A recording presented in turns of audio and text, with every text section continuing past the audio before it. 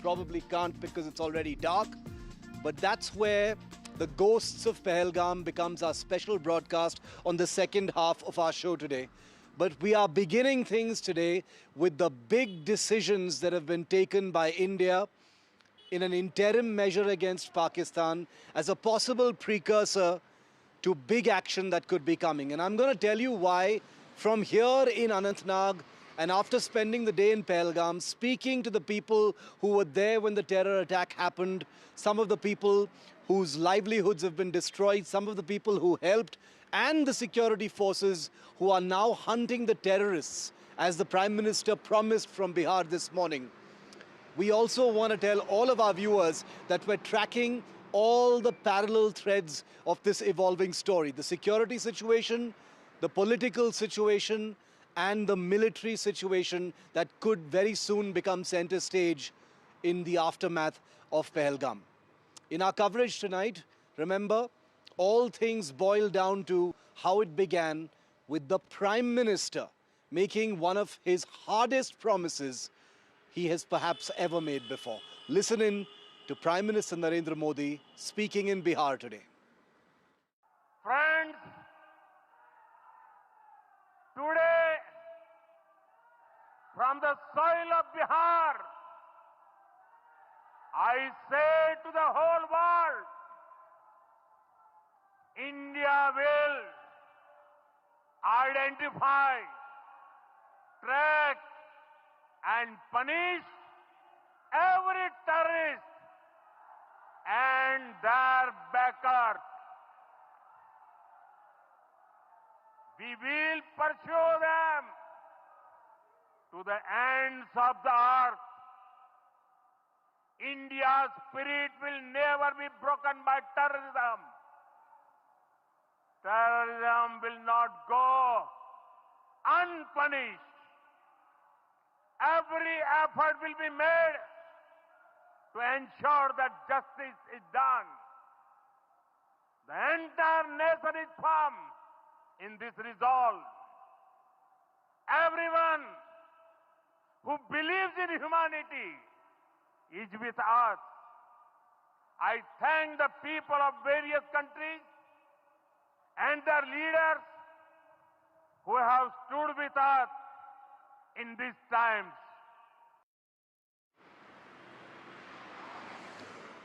Is there war? Is there retribution ahead? Is there hard action ahead by India against Pakistan?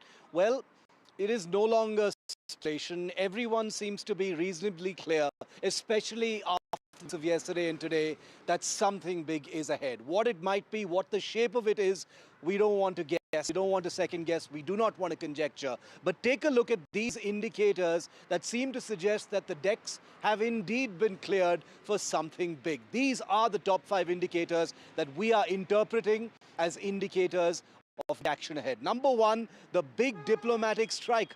Pakistani visas have all been scrapped. Pakistanis are no longer welcome in India.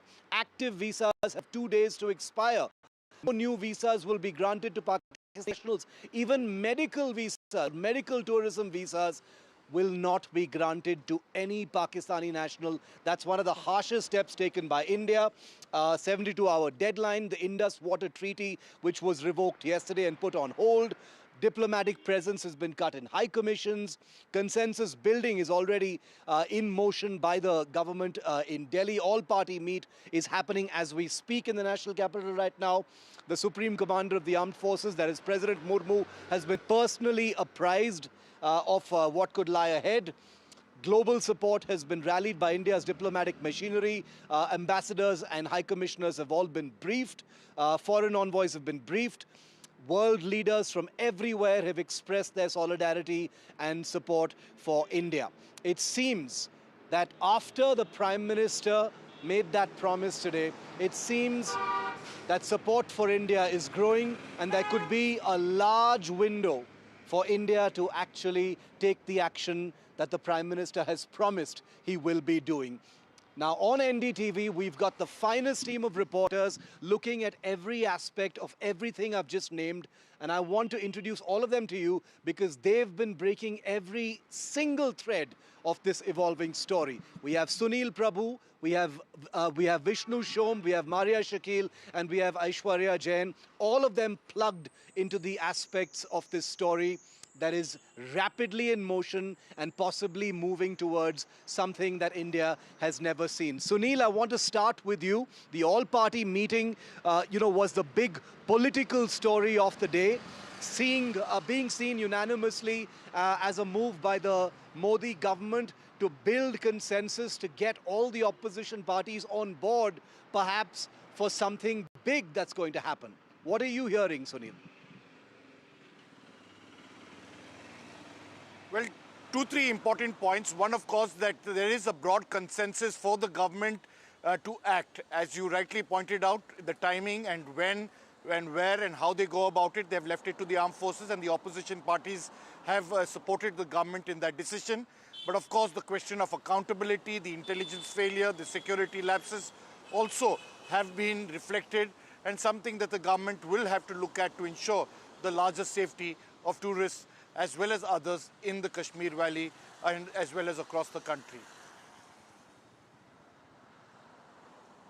Very important. And Maria, when we were talking about what the Prime Minister said earlier, coming as it did a few hours after, the Indus water announcement was made, which has caused its own separate kind of meltdown in Pakistan, it seems that the wheels are turning quite rapidly on this. And the all-party meeting that's taking place right now, is a basis for what lies ahead. Yes, that's right. So it will be more of a political consensus building, as Sunil was pointing out, because the political class in India cannot speak in multiple voices here, Shiv.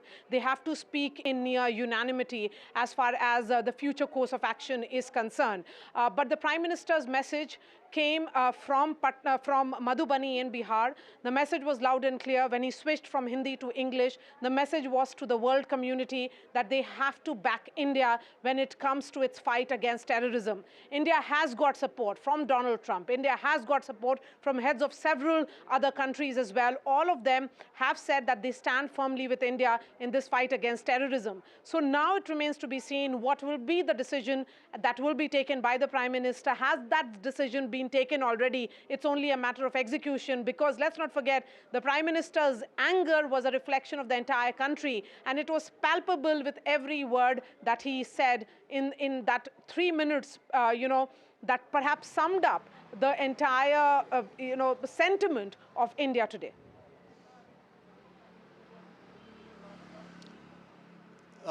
Before I go to Vishnu and Aishwarya, a very quick word from Sunil. Once again, Sunil, the diplomatic outreach also I wanted to ask you about. That is also crucial. Briefing of ambassadors and high commissioners, getting world leaders on board seems to be a very important piece of this entire effort. Absolutely, and I think they want to isolate Pakistan. That's the bottom line. The MEA is working overtime to build this international support, that they cannot allow Pakistan as a state to continue to help cross-border terrorism. Enough is enough, and I think that's the message that the MEA wants to send, that there has been a very, very clear signal from others about how there's been support from Pakistan. Those people who were responsible for this heinous crime were Pakistanis, and that they will definitely leave no stone unturned after, just like they did in 26/11, to isolate Pakistan once again here. I think the effort from the Ministry of External Affairs is to send that message that the guys who are responsible are Pakistan, and it is the Pakistan state which is responsible for this. And even countries like Turkey, which are close to Pakistan, have condemned what happened and expressed solidarity with India. So that gives you a sense of how successful that outreach is. Vishnu, the military aspect is perhaps the most ambiguous one right now. We don't want to second guess it, but all we can do is interpret the things we see in front of us. Army Chief Dwivedi will be here in Kashmir tomorrow. It could be seen as a routine, visit, but in the circumstances, obviously, much is being read into it. What are you hearing, Vishnu? Some stage there would likely be some sort of military option which the government might use. Now, there is a range of options which are available. Would it be airstrikes? Would it be opening up the line of actual control with intense artillery shelling? Would it be a persistent hunt for terrorists and targeted attacks on terrorists in Pakistan or elsewhere? Will there be a naval blockade or a direct naval attack of some sort? Now, these are very broad sort of terms, but it just sort of outlines the options which are available. I think what we are seeing is a very calibrated positioning of India going up the diplomatic chain first in terms of taking action against Pakistan by way of visas, the Indus Waters Treaty. And I think it's also important, very briefly, Shiv, to reflect on the fact that Pakistan today has said that all treaties between India and Pakistan are being held in suspension, including the Simla Treaty. Now, the Simla Agreement between India of 1972 and Pakistan of 1972 has among its main clauses the creation of the line of control. If the Simla Agreement doesn't exist, then the line of control doesn't exist. What exactly is Pakistan trying to get with that? And from their standpoint, how does that help them at all? So these are all very clear sort of indicators of where we might be headed. Don't want to second guess our military planners, but it seems clear that India wants to send a strong message. When and where is a question we have no answer to at the moment. And I'll be reporting from Srinagar tomorrow. We'll obviously try and get some clarity, but we do not want to obviously get into the details of what the military structure will be looking at. Aishwarya Jain is looking at internal security, the entire structure as far as the security reviews in different parts of the country are concerned. So many different things happening at the same time, Aishwarya, from the political class to Home Minister Amit Shah being part of those meetings, to the military and flexing that's taking place, to the visits between Delhi and Srinagar. What are you hearing from the Home Ministry side?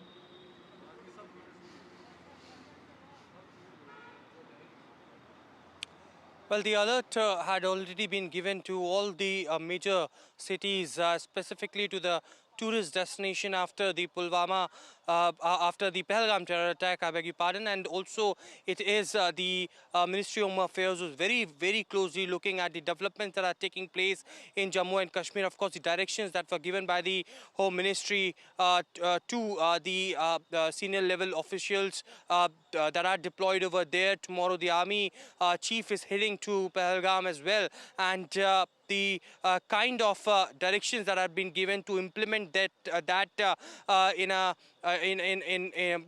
to the ground, to the core, is something that would be the priority of the Home Ministry. But just to update you, the all-party meeting in the Parliament has just got over. It lasted for almost 2 hours. It all started with 2-minute silence being given to those people who had died in the Pahalgam terror attack, and we've been told that government, which brought the resolution, had been passed unanimously, that had condemned the terror attack, and it is the government measure to bring all the political parties together on one side.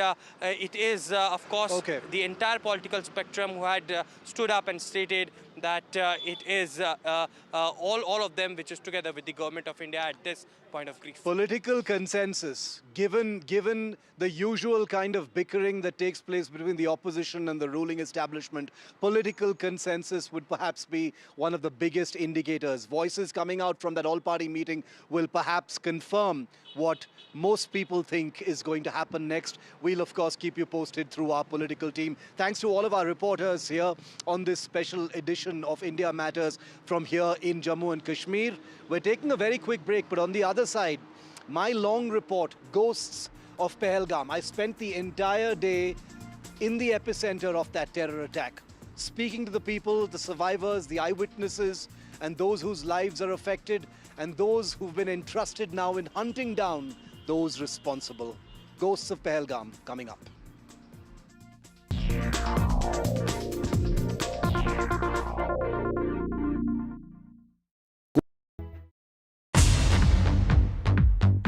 More news that matters. Big exclusive, Tulsi Gabbard. All the parties should accept their verdict with all humility. Why the opposition to it? Why taking big steps? More debates that shake the system.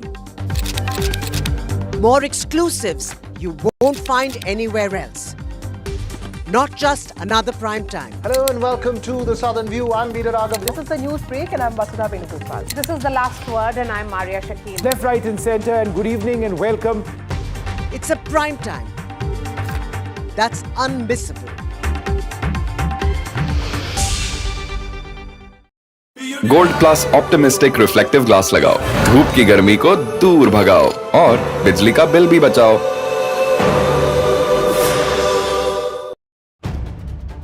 If it matters to you, if it matters to you, if it matters to you,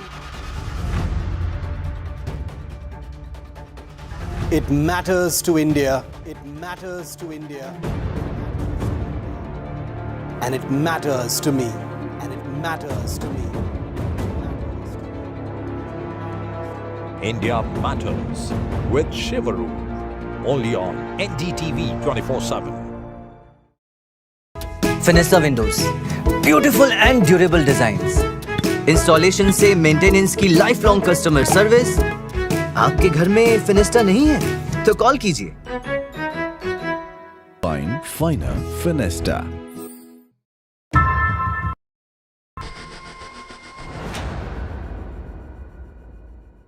This is peak holiday and tourist season.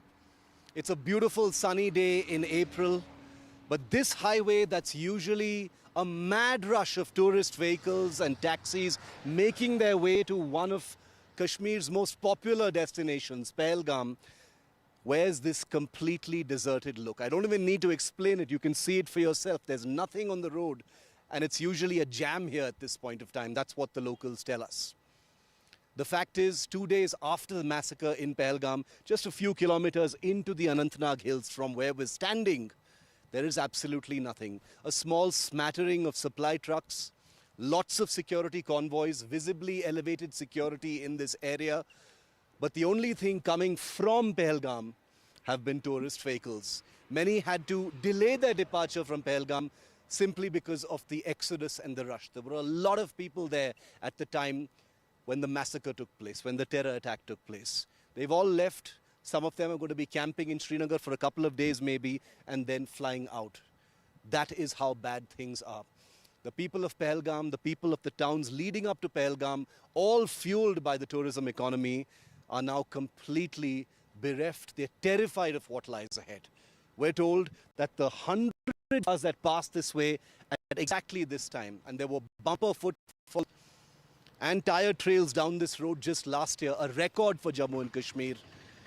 Now 30% of the annual tourism economy has completely evaporated after gunfire that lasted about 10 minutes 2 days ago.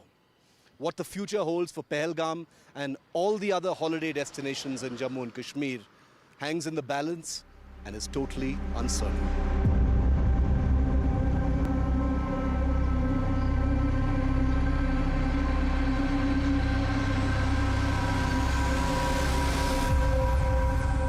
This is the main taxi cab hub in Pahalgam, and I can tell you that this lot is usually empty at this time of year. There is not a single place that has a car, and now every car, every taxi cab in Pahalgam is currently parked, unmoving, nobody inside, no customers, nobody with anywhere to go because they've all gone. Some of these cars were transporting tourists out of Pahalgam back to the Srinagar Valley yesterday, and now they're gone.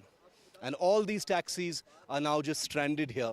And here are their drivers. Here are the drivers who've got no customers now. They've got nobody to drive. They've got nowhere to go.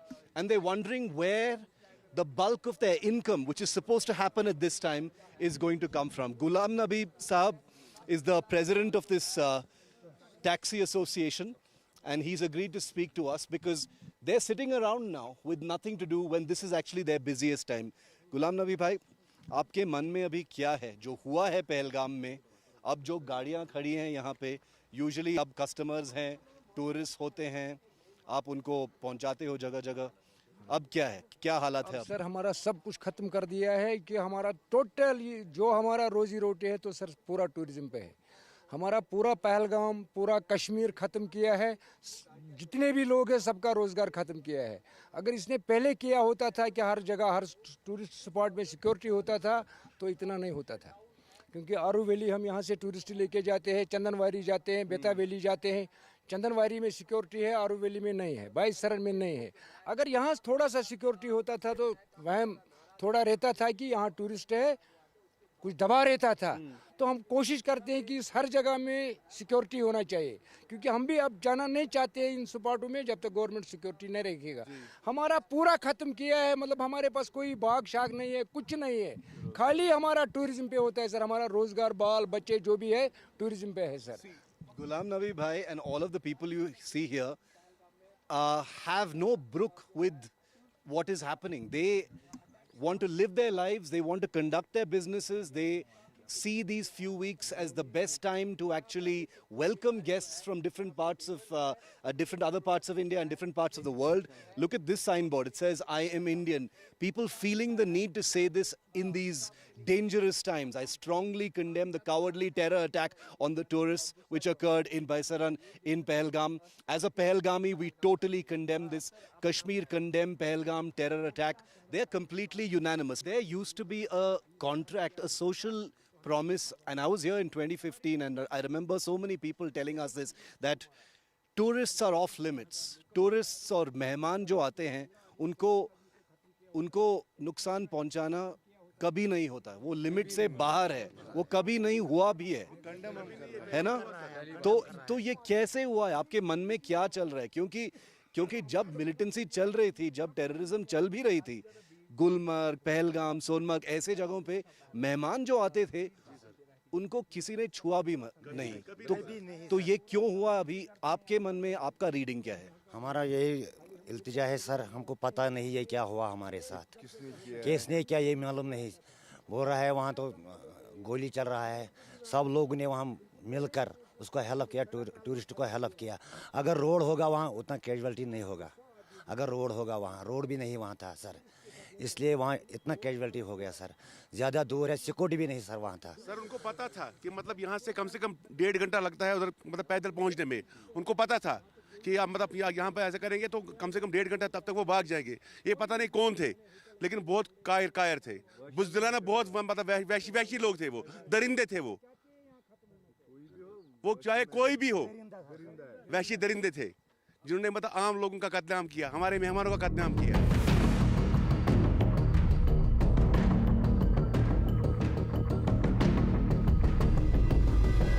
Trauma of what happened here in Pahalgam hasn't evaporated yet. Just about 6 kilometers in that direction is where the massacre happened just a couple of days ago. But here in Pahalgam town, which is usually bustling with tourists, crowded, just look at the streets behind me and look at this market strip. This particular Pahalgam city center, as it is, this town center rather, is usually full of shoppers. The restaurants are usually full of people, famously eating the local trout from the Lidder River, enjoying themselves. There are street carts usually in this part of town. This famous market is really the center of this hill station. Every single shutter is down. You've got a small number of locals sitting haplessly outside their shops, wondering what really to do. There was a Bandh call on the first day. There isn't one today, interestingly, but still no shutters are open. I saw a couple of medical stores open, which is understandable. There are lots of elderly people who live and work here. But ultimately, every single shutter, as you can see, is down. Shopkeepers have no reason to keep them open because most people have completely exited Pahalgam. They've gone to Srinagar and gotten out of Jammu and Kashmir. Even when we arrived earlier today, we saw many people from Pahalgam at the airport making their way out of Kashmir. How is this going to be sustainable is the big question. what do these shutters down really portend for the economy of Kashmir? This is one small part of the overall holiday destination economy of Jammu and Kashmir, but it's a very, very important one. There aren't so many. And remember, what's happened here in Pahalgam has had a chilling effect on the rest of Jammu and Kashmir. As someone very rightly said in a shop, and she didn't want to be on camera, she said, everyone in Jammu and Kashmir feels exactly the same way right now. What the future holds for Pahalgam, we don't know.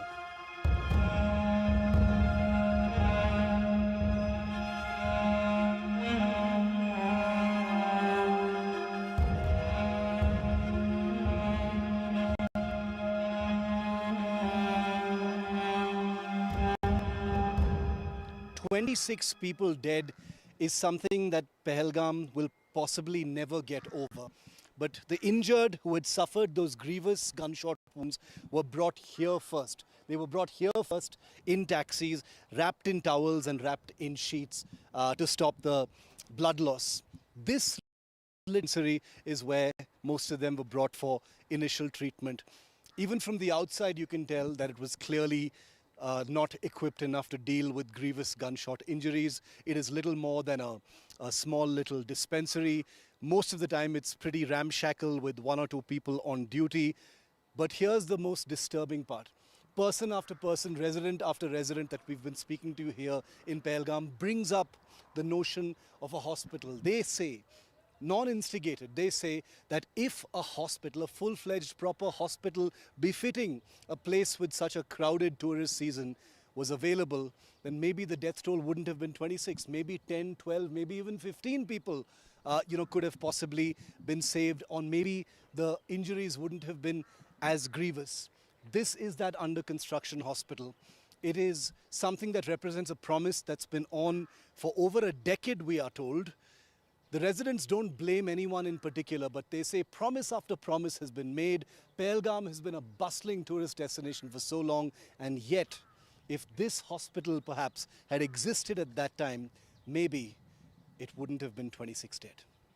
So we just showed you the tiny little dispensary in the under construction hospital where 2 days after the massacre, construction is continuing, painting is happening. We don't know if it's being deliberately done now to show some kind of action. But the people here in Pahalgam believe that if there was a big enough, well-equipped hospital here, maybe the death toll wouldn't have been 26. Maybe some of the injured who had suffered gunshot wounds would have been saved, because they had to be taken far away from here for treatment, by which time they were declared dead. Now, these are the words of the people here. Let's listen to it themselves, because this is something we've been hearing repeatedly since we arrived in Pahalgam. The idea that it didn't have a hospital, and that's why some of their guests perhaps couldn't be saved.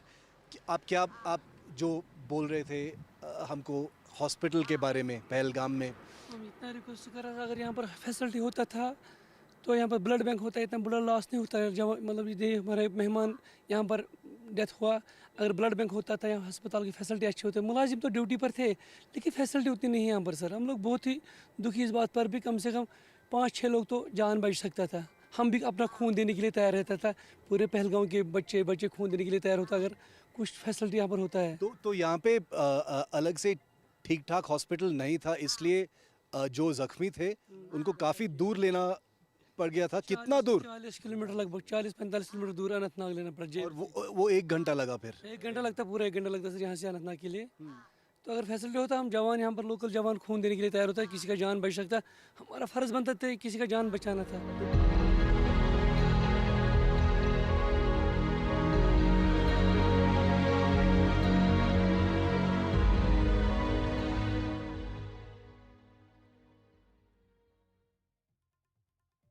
This is the last word, and I'm Maria Shakil. From the soil of Bihar, I'm telling the world that India will identify, track and punish every terrorist and those behind them. With these words, Prime Minister Narendra Modi sent a powerful message to the global community, switching from Hindi to English to ensure it resonates around the world. Prime Minister's speech reflected the anger and fury of the 140 crore Indians. His words, much needed to assuage the sentiments of an angry nation. a nation that is mourning and is united in grief, but also the country which seeks retaliation and a strong response to those who orchestrated and carried out terror attack in Pahalgam. Let's first listen in to what the Prime Minister said. 140 crore भारतीयों की इच्छा शक्ति अब आतंकी आकाओं की कमर तोड़ कर रहेगी. Today, from the soil of Bihar, I say to the whole world, India will identify, track and punish every terrorist and their backers. We will pursue them to the ends of the earth. India's spirit will never be broken by terrorism. Terrorism will not go unpunished. Every effort will be made to ensure that justice is done. The entire nation is firm in this resolve. Everyone who believes in humanity is with us. And joining me on the show, Lieutenant General Satish Dua is a former Chief Integrated Defence Staff. We have Vice Admiral Shekhar Sinha, former Chief of Integrated Defence Staff and Commander-in-Chief of Western Naval Command. Vice Admiral Sinha, beginning with you, the Prime Minister says, and his switch particularly from Hindi to English has raised eyebrows. The warning was fierce. If you were to recall of what the Prime Minister said post-Uri and post-Pulwama, was the message different this time around? Thank you, Maria, for getting me on your show. It's quite different this time because he has said that unko hum mitti mein mila denge. And not only those who have caused this terror, but people who are backing this terror. And we know who's backing this terror. It's a question of ideology, Maria. I've been saying this for quite some time, that you kill one terrorist, another terrorist will come up. It is ideological differences on which Pakistan separated. And that ideology cannot be broken by killing 1 or 2 or 10 persons. He's also said that you cannot imagine what is going to happen to you. So I would think that it is more serious and going to be more severe than what we have seen so far. Sikri, former High Commissioner of India to Bangladesh, also joining us.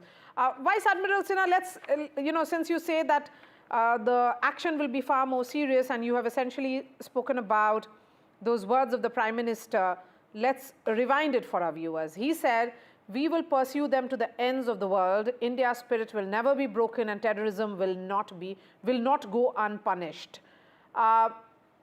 Do you think that there is everything on the table? When we say that there has been Balakot strikes, there have been surgical strikes, what next can India do?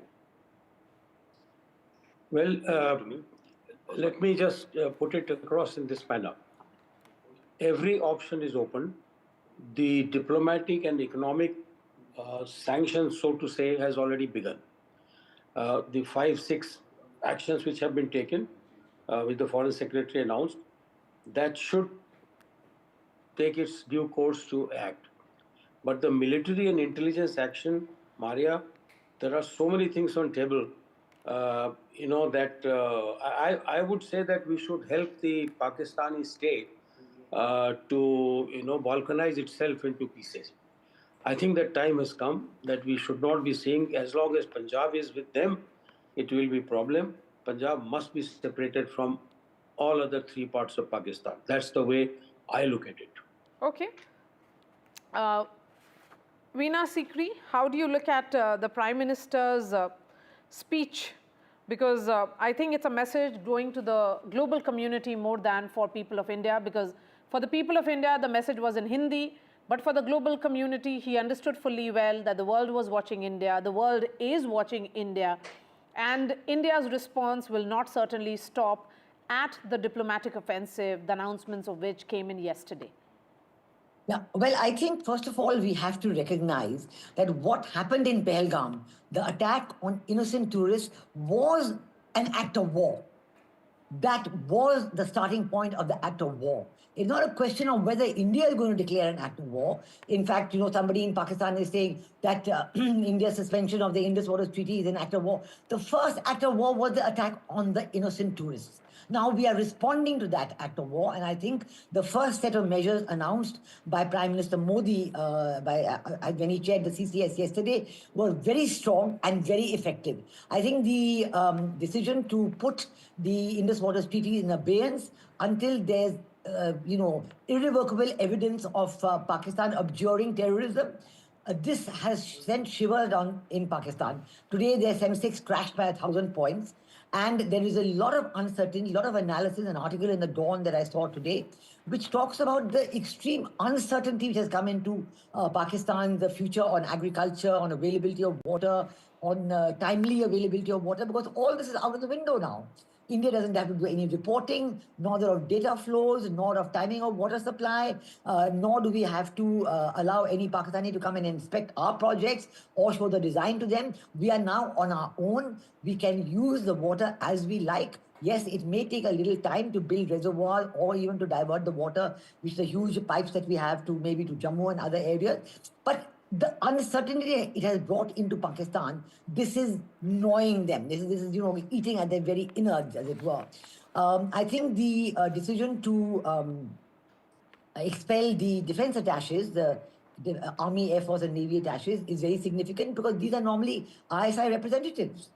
And as ISI representatives, they've been responsible for the most egregious activities, talking to people here in India, inciting them against the government, doing all kinds of things. And now that they're not going to be there, it's going to be a very significant thing. But this is not all. This is the first set of measures. Combined with that, India has launched a huge diplomatic offensive. We have spoken to many people about many government representatives, the diplomats, about what is happening, explaining our point of view. And I think this is very important because we have to now explain ourselves and explain to the rest of the world why we are doing what we're doing. It's always Pakistan who's taken the initiative on this kind of diplomatic explanations. They've been doing it for the last, I would say, 75 years, where they, everywhere, everyone they talk to, it's always this. Kashmir, Kashmir, Kashmir. And we've been sort of, holding back on talking about Kashmir, saying, look, we are very sure of our position. And even after 2019, we spent a lot of effort explaining it to the world. But then again, we stepped back and did not, do. But this time, I think the diplomatic offensive is part of the every other offensive, whether it is water, yes, any other. And this is significant because it is having a good impact.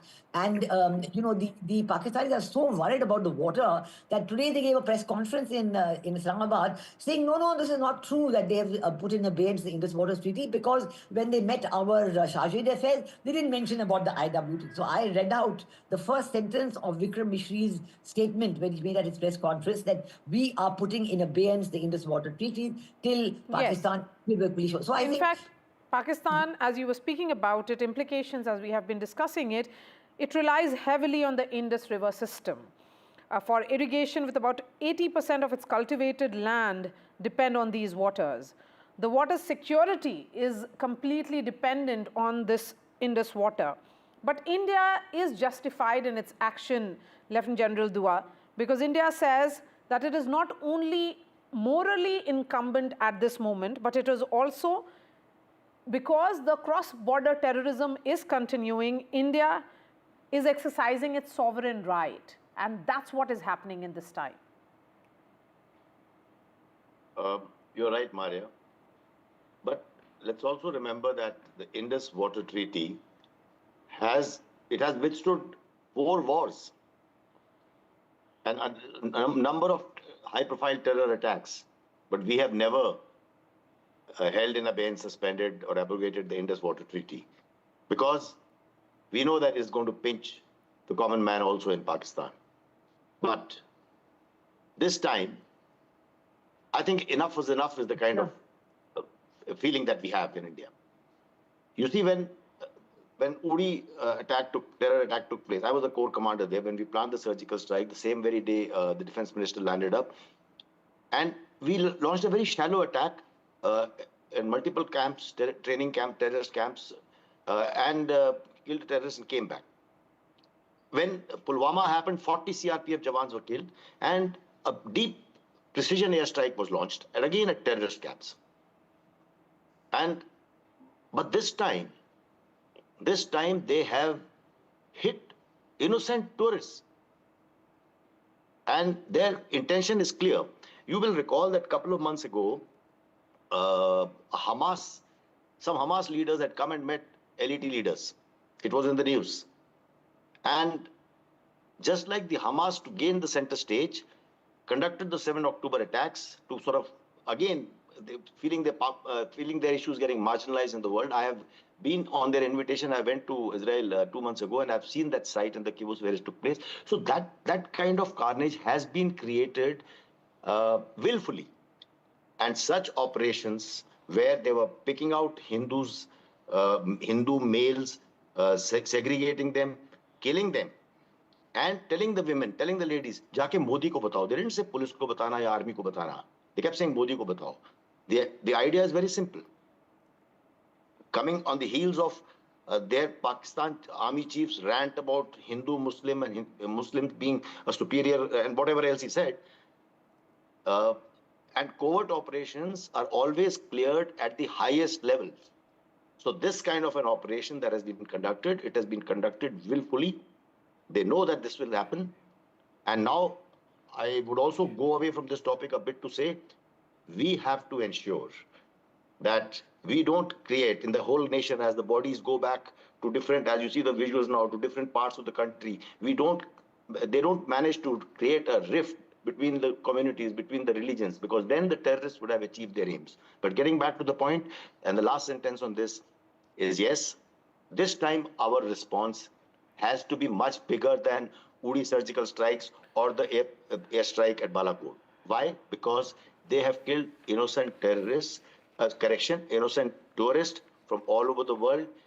They picked out by religion, and our response, which the defense minister said earlier, the prime minister has made it abundantly clear today in his statement, and he switches to English for the obvious reason, and he's telling the world we are going to do it. And what we are going to do is this: we are going to kill the terrorists, certainly, but we'll also hit at their backers. Backers means we know where the backers are. All the support that they get is from Pakistan, is from ISI, and I am sure there will be a big response, bigger than before.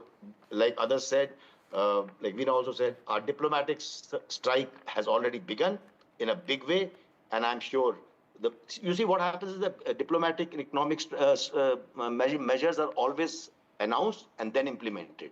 As far as military response is concerned, it will be implemented first and announced later. That's the way it works. Okay. Vice Admiral Sinha, coming back to you, given that today was the day of briefings which happened by the Ministry of External Affairs to all the envoys, the P5 nations and some others, that India decided to brief them, providing them evidence also of what has been an act of terror started by Pakistan, backed by Pakistan. The larger question is that India so far, under Prime Minister Narendra Modi's regime, has managed to completely dehyphenate itself from Pakistan, has sent a message that Pakistan has turned rogue.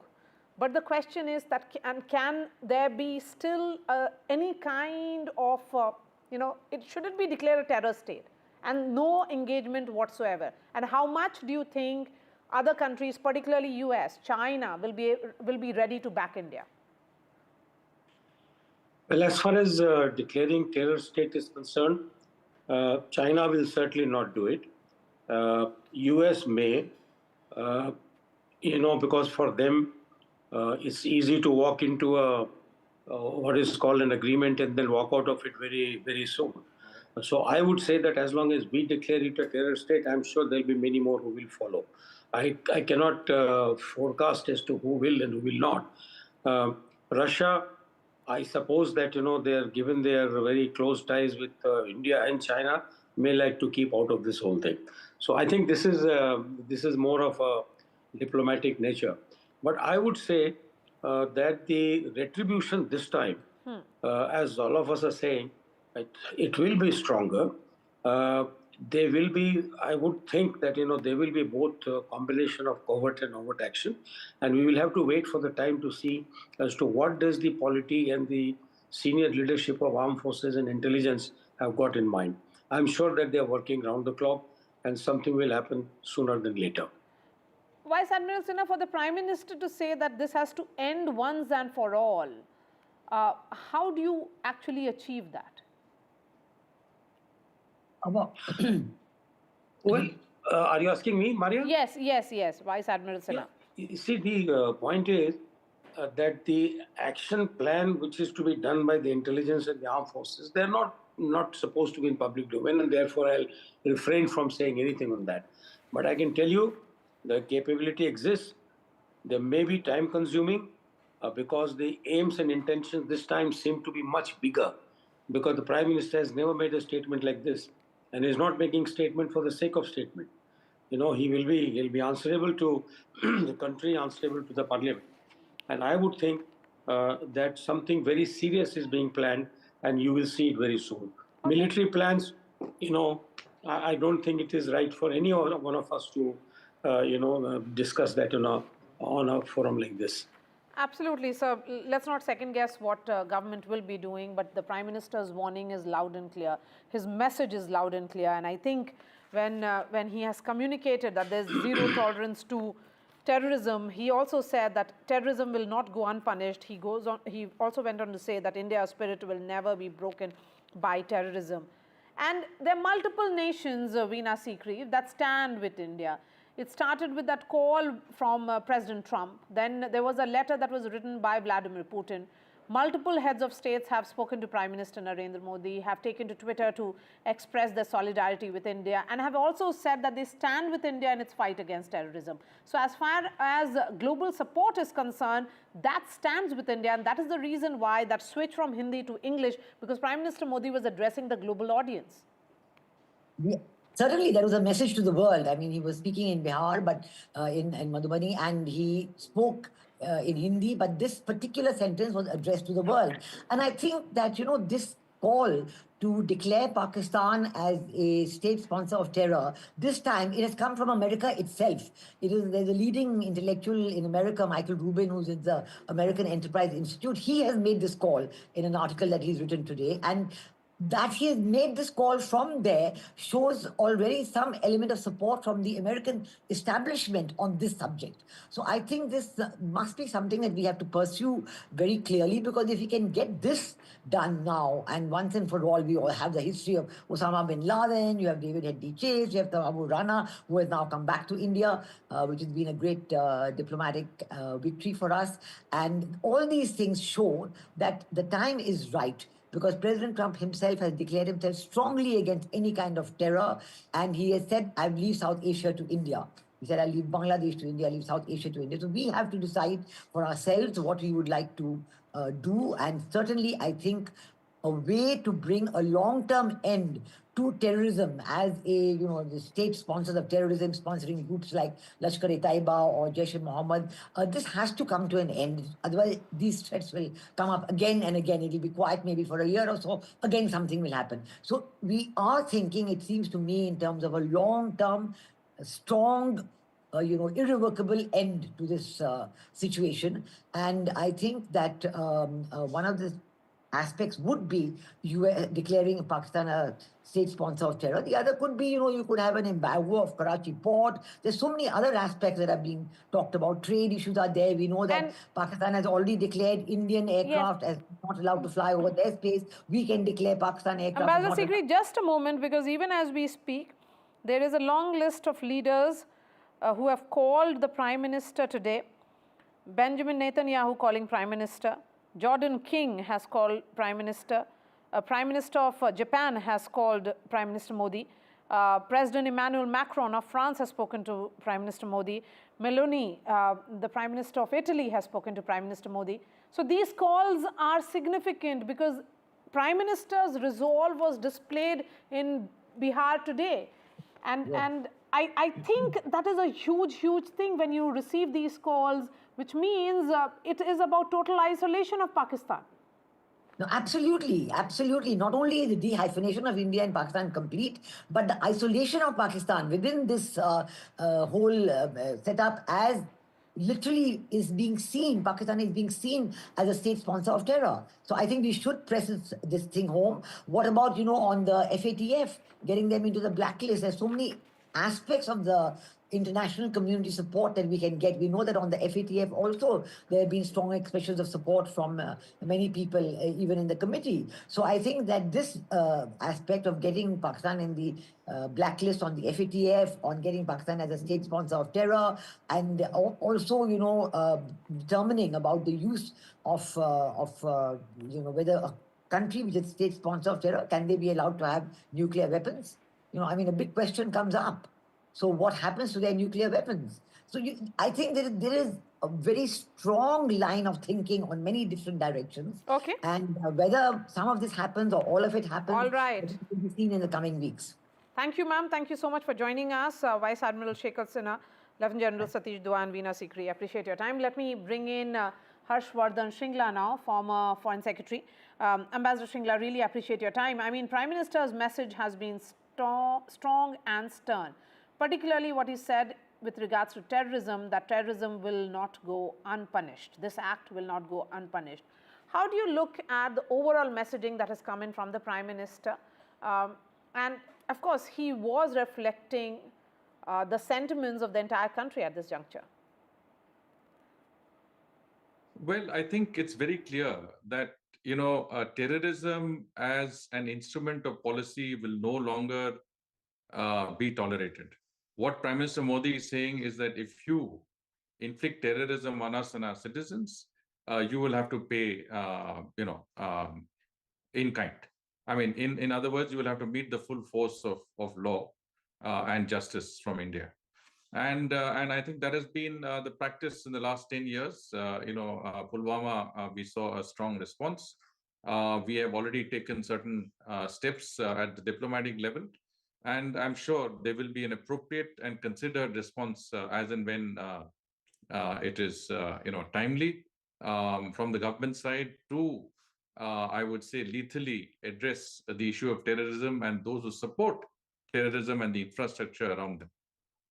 How does the Prime Minister's speech reflect the stance of global cooperation against terrorism? Because even as we speak, there have been a long list of world leaders who have called up Prime Minister Narendra Modi, from the French to the Italians to the Japanese to Jordanian king. All of them have expressed concerns and also expressed solidarity with India. Do you think, Prime Minister, India is at that juncture where they have sent a message that India stands firm in its resolve in this revenge? Absolutely. I think we have maintained a very responsible posture in the global stage. We have always advocated for peace through dialogue and diplomacy. But at the same time, we've made it clear that any attempts, which infringe on our sovereignty and territorial integrity, including acts of terrorism, will be met very, very harshly. And that has been seen in a number of instances, not only in the case of Pakistan, but even in the case of China, which attempted multiple transgressions in 2020, but we did not budge. I think we stayed absolutely firm on our stance, resulting ultimately in, some sort of understanding and agreement with China that has slowly led to some sort of rapprochement. In the case of Pakistan, I think it has to be made clear that, a resort to terrorism for whatever justifications or whatever reasoning on their side, I think part of that is also, they do not like what they see in Jammu and Kashmir, the mainstreaming of Jammu and Kashmir into the Indian mainstream, the sort of, fact that people of Jammu and Kashmir have become stakeholders for peace and stability in that state. They understand that there is a huge dividend of peace that is forthcoming. And from that perspective, I think it upsets all of Pakistan's plans to see that the initiative taken by Prime Minister Modi to abrogate Article 370 is succeeding beyond measure. And I think this is what has led them to initiate such, I would say, very unusual steps in today's world, but it doesn't come without a price. And that's what I think Prime Minister Modi is saying. That's what the country wants. And I think that's what will happen. Ambassador Shringla, last couple of questions to you. What does Prime Minister Modi's call for zero tolerance policy towards terrorism mean for India's relations with countries that have been accused of harboring or supporting terrorist groups? And how do you think India will be able to work on this building of some kind of international consensus around its approach? There are concerns particularly with what the decision has been and which has got a lot of reactions coming from Pakistan, that India has put the Indus Water Treaty on hold. No, I think, our approach has been very, very effective. As you've said, countries across the world have rallied around us at this time when we are the victims of terrorism. At the same time, I think we have done some very quick diplomatic briefings of, foreign envoys and countries at their capitals also, and explained to them, what our policy is all about and what the steps we've taken and what the provocations were that led to these steps. So that rationale has been outlined. I think the issue is that countries understand that when you are attacked, you have the right to defend yourself. President Trump, I think, very, very aptly said that in 2019 when we had the Pulwama attacks. This time he has said that I stand by Prime Minister Modi and the people of India. The similar statements, as you said, have come from President Putin, from President Macron, from across the board. And even countries like Turkey and Iran have come across and said that they condemn the terrorist attacks in Jammu and Kashmir. And I think that shows the level of outreach and the level of solidarity we have achieved in terms of our global outreach. And we have to continue to do that to ensure that Pakistan is isolated and that we take the diplomatic steps necessary to keep our partners and friends with us in this time. Okay, Ambassador Shringla, my last question to you. Pakistan has invoked, treaties, dispute resolution provisions 3 times, and not always in good faith. When the Indus Water Treaty was conceived, it was to ensure mutual benefit through peace. And on multiple occasions, Pakistan has gone back on it. Do you think India, when it says that right now it has exercised its sovereign right to protect national interest and hence it has decided to suspend the Indus Water Treaty, it will also be legally, it can defend it legally as well? Well, the Indus Water Treaty has served its purpose for a certain period of time. But we've seen in recent years that Pakistan has resorted increasingly to obfuscation and I would say, legal steps that are essentially impeding the functioning of the treaty. So from that point of view, the treaty has not been functioning the way it should have. And what we have said is that we would hold this treaty in abeyance until such time that Pakistan abjures its policy of supporting terrorism and radicalism. So from that perspective, I think we have made it clear that we are not abrogating the treaty, we are holding it in abeyance. And that, I believe that under international law, every state has the right to take the steps that it feels necessary under certain conditions. As they say, it takes 2 hands to clap, and you need both partners working on a certain agreement to keep it alive. In this case, clearly, Pakistan has been, constantly, I would say, impeding the smooth functioning of the treaty. So keeping it in abeyance, I think, is not in any way really taking steps that are untoward. In any case, I think in actual practical terms, the treaty was not working very well. Ambassador Harshvardhan Shringla, really appreciate your time here on this edition of The Last Word. That's all from me. Vishnu Shom is right here in the studio to take this story forward. Thanks very much, Maria. Well, the big issue that we are looking at, the big question that we are looking at is where is this all headed? That's something to which there may not be any immediate answers, but clearly there's a great deal of diplomatic momentum building up. I think the question on everybody's mind is, are we heading towards military strikes? So we'll try and address those. Good evening, you're watching Left, Right and Centre. I'm Vishnu Shom. On the programme tonight, tensions between India and Pakistan have hit a boiling point after this attack, the deadly Pahalgam attack. It was a terror attack in which Pakistani terrorists killed 26 civilians. India has expelled all Pakistani nationals, suspended the Indus Water Treaty and shut the Atari border, accusing Pakistan of sponsoring terrorism. In retaliation, Pakistan has suspended all bilateral agreements, including the 1972 Simla Agreement, effectively challenging the line of control. Pakistan has also banned Indian airliners from its airspace and has closed the Wagah border. With both nations escalating the diplomatic and economic measures, the region braces for further fallout. Where is this all headed? That's a big focus tonight on Left, Right and Centre. Well, joining us now, Ambassador Javed Ashraf, somebody who's been tracking all of the developments very, very closely. We'll go through all of the key points and developments which have taken place today. Thanks, sir, very much for being with us. I think first up, the question that needs to be asked is this step of asking all Pakistani nationals to leave our country.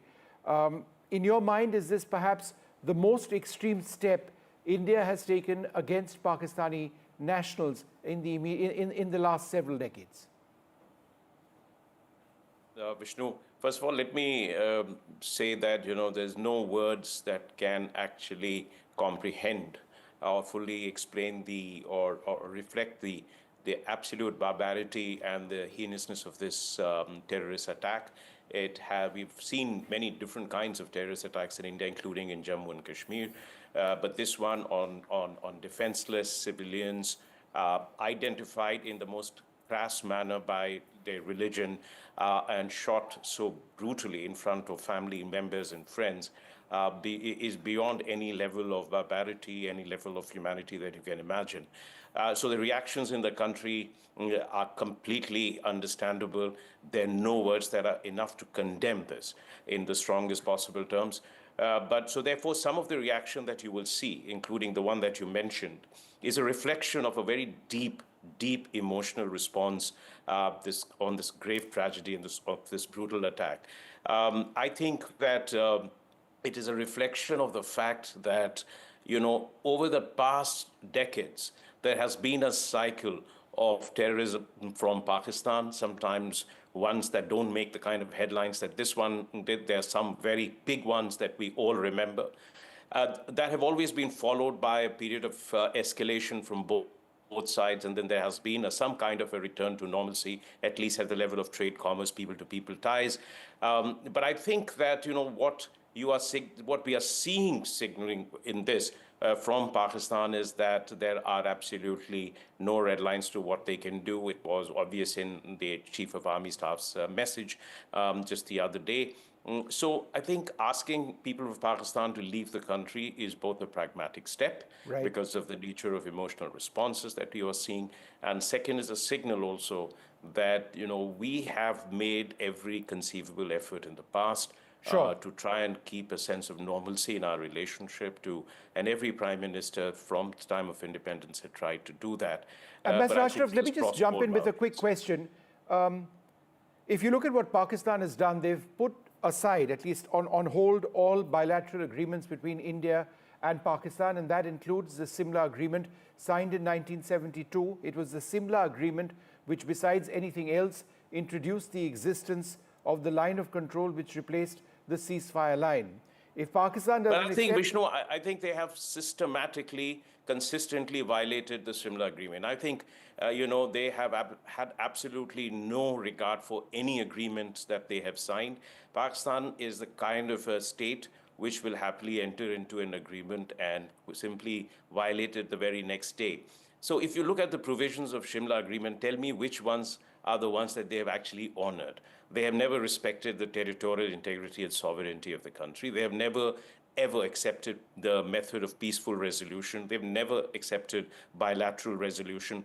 Every moment, every year, you see them trying to invoke the UN and the international, countries to come and mediate this. So I think that by this is just a symbolic message that they are sending to us. We, over the past, since now, what, 50 years, have every reason to believe that Shimla Agreement has only existed on a piece of paper. So Pakistan saying that, look, this line of control, I mean, effectively, we don't recognize I think they have it not. anymore. They've really have they ever really respected the line? No, they of haven't. control? If they're doing terrorist attacks across the LOC, they aren't. I'm just trying to understand is them saying this. I understand the point you're making, but legally and otherwise, it makes no difference. That's what you're trying to say, right? Yeah, absolutely. And I think that and in our position is always been that the whole of Jammu and Kashmir, the entire state of Jammu and Kashmir, is an integral part of India, and that position is not changed by through the Simla Agreement, recognizing the existence of line of control. So the point I'm making here is that we have tried to respect the LOC time and again. They have not. And you've seen that happen time and again, including in '84. You've seen that subsequently all the way to Kargil, and at repeated efforts to change the status quo on the ground. So for them to say this is posturing, it is to reflect a sense of alarm, create a sense of alarm in the international community, and in a sense mobilize the domestic public opinion. And I should add over here that every time the Pakistan military feels a sense of pressure, internal pressure, it is because of their failures in Balochistan, of the kind of terrorist attacks that they are facing, the problems they have on the northern front with Afghanistan, a country they thought was a strategic depth for them, and a regime that they actually try to nurture. Is they're facing problems with them. They have differences with the civilian leadership. They have not been able to, in a sense, pacify Imran Khan. So what do you do then? In order to shore up the army's image, their respect in society, once again, you ratchet up the heat and pressure the heat with India, and therefore convey the impression that India is that existential threat against which the only institution that can stand is the Pakistan army. This is an old playbook. You've seen that time and again taking place. And also because, when they fail, there's nothing worse for them than a sense of isolation and a sense of decoupling from India, which they're witnessing every day. Ambassador Ashraf, let me ask you a direct question. Are we headed to some sort of military retaliation by India? I think, what you've seen today, Prime Minister's very clear, categorical statement. He didn't say anything yesterday. So he's been through a CCS meeting. He has spoken with all his advisors, and he has selected his words very, very carefully, if you notice. And it's not just a message to Pakistan, it's also a message to the international community And I think there has to be a great understanding for any steps that we take. Now, what those steps will be is, of course, we'll have to do this in a way we think is the most effective. We have to decide the objectives. It can't simply be to say that we are retaliated because we have been hurt. We have to also make sure that we are, in some sense, decapacitating their infrastructure of terrorism. And this can be a combination of several steps. It could be a series of military measures. It could be diplomatic. It could be going back to FATF to put further squeeze on Pakistan. So there is a whole menu from which to choose. Remember, we have to be sure that what we do contains an element of surprise. They would be prepared for what we may have done in the past, what we have done in the past, and we have also learned our lessons from some of the steps that we have taken on past incidents. So we'll factor all of that into account in deciding how, when, and where to take our steps. But I think clearly the message was very, very clear from the Prime Minister. Ambassador Ashraf, the Indus Water Treaty, India deciding to hold that for the moment. In terms of putting pressure on Pakistan, reducing the amount of water which is available to them, it's not a switch on, switch off, is it? It will take time for us, a lot of construction activity to divert the waters or block the waters. Yeah. At the moment, this is more symbolic, or do you believe that this is a statement of intent which may be forthcoming? I think, what you've said is right, that, see, this is once again a measure which indicates that, there is no semblance of normal relationship that Pakistan wants to maintain in this with India. Now, Indus Water Treaty 1960 was done in good faith, and we have seen over a period of time, particularly in the last 2-3 decades, that Pakistan has systematically tried to stymie us. You remember in 2010, they raised this bogey of water wars by India, and this was playing it really large in Washington, D.C. At that time, they thought they had all the strategic levers because of the war in Afghanistan. Again, they did it in 2018, 2019, that India is waging water wars. Part of the problem they have to recognize is that flows, discharges in rivers in any case are changing because of the climate change. So they may end up paying a very heavy price for this. See, so far we have maintained our part of the bargain. They haven't, because they have systematically tried to stall any works that we are able to do within our rights on the western rivers. So I think what will immediate impact will be on the operational aspects, which will have an impact downstream. You know, for example, the flushing activities. You know, when do you flush it? What is the debt level that you maintain? Those things will have an immediate impact, particularly